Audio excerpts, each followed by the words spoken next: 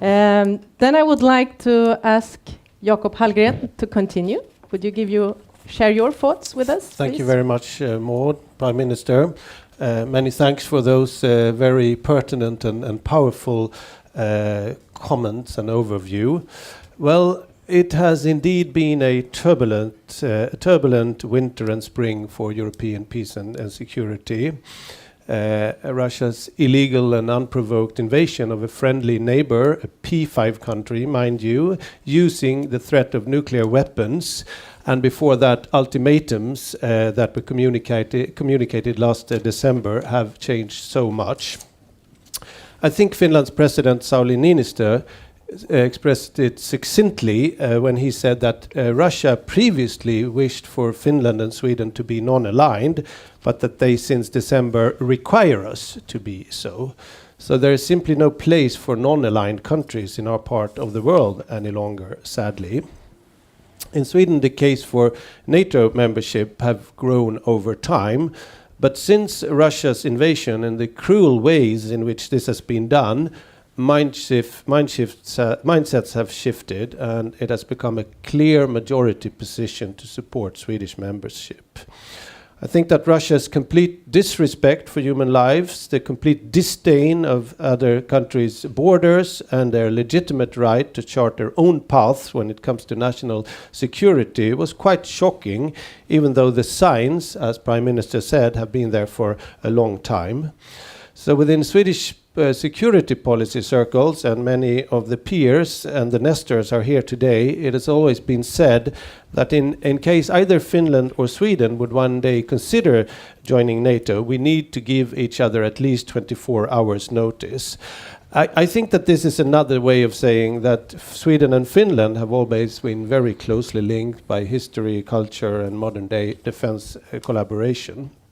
So when it became clear that Finland was seriously considering joining NATO this spring, it added, I believe, an important impetus in Sweden to the fear and the anger we all felt regarding Russia's behavior.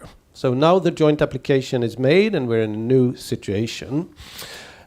Sweden and Finland joining NATO and thereby both strengthening the possibilities to defend the Baltic region more effectively, and secondly, I believe illustrating how badly the Russian leadership's gamble has backfired, are strong reasons why this expansion of NATO is so welcome.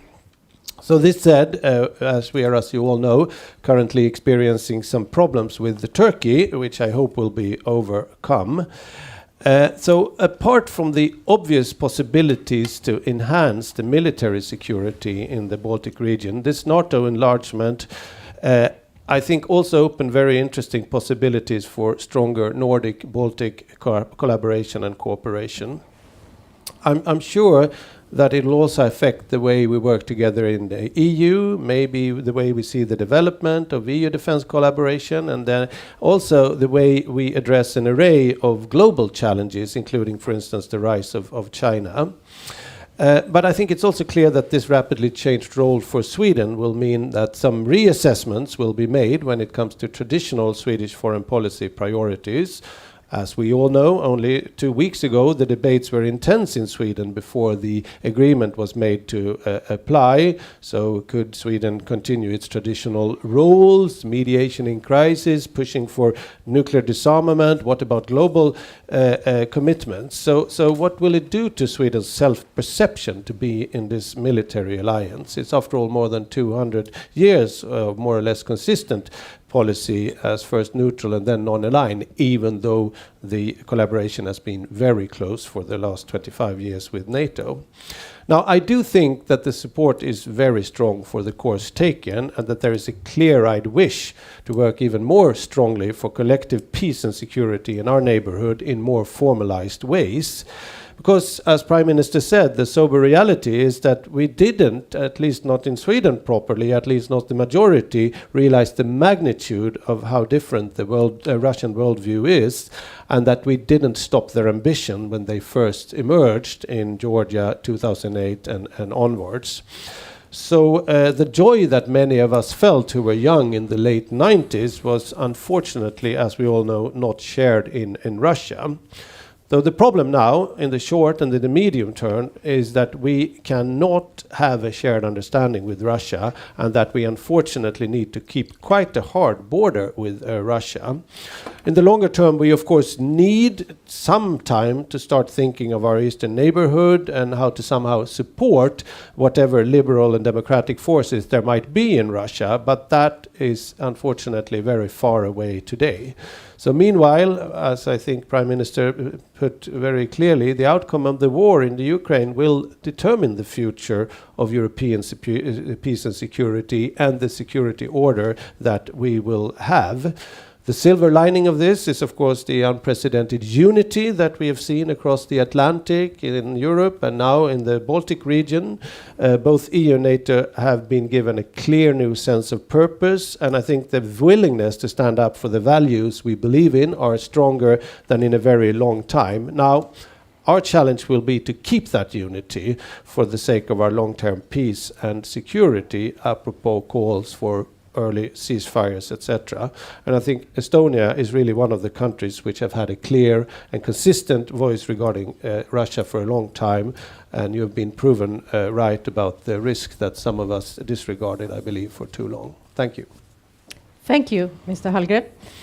Then I would like to ask Göran von Sydow. Well, thank you so much. Thanks for the invitations, and thank you, Prime Minister, not only for your intervention here, but also the clear leadership in these difficult times that you show. Now, I would like to depart from democracy. And why that in a context where we're talking about security? Well, one is the obvious reason that democratic states tend not to invade democratic neighbors. And it's also true that democracy is also a guarantee for stability and security. Estonia, Prime Minister's country, is one of those countries that actually have become a very stable and highly ranked democracy over the last 3 decades. However, and unfortunately, this is not true across the globe. In fact, when the VDEM Institute, an institute of Gothenburg University that measure democracy across the globe, when they now make their survey of last year, it shows that the share of the world's population living in democracies are now back again to the levels of 1989, which means that the last decade has actually meant that all of that development we saw in the first decades after the end of the Cold War is no longer there. And why does this matter? Well, first of all, autocracies are more prone to go to war, for reasons that only they perhaps can tell why that is. But it's also true that while the response vis-à-vis Russia in relation to this invasion has been very firm, among many states, we also need to remind ourselves that it's primarily the democratic world that has managed to do this, give this response, and the fact is that it still looks different. So this is also a warning to us that we perhaps living in slightly new times, and that we witness more clearer than ever before just today. And it also calls for some reflection perhaps of what we expect of how we can transform the world. We have had decades where we believe that increasing globalization, interdependence, and trade and exchange would naturally lead to a sort of convergence towards a Western model where we combine markets and democracy and rights and rule of law. However, maybe we neglected certain aspects when we believed that trade would also lead to change. And we need to face to that now, I think. When what we do now also is reflecting on our own vulnerabilities and how to secure, to get rid of those bad dependencies that we also tend to have for our states. And therefore, I think this crisis has also perhaps pushed a little bit an agenda within the European Union that has already been undergoing, which is to talk about how to make Europe protect itself better, how to, be it if you phrase it in terms of strategic autonomy or other phrases, it's the notion that we are exposed to certain threats and we need to look after how we do this. Now again, I think the European Union's response has been very swift, very firm, and also innovative in certain respects.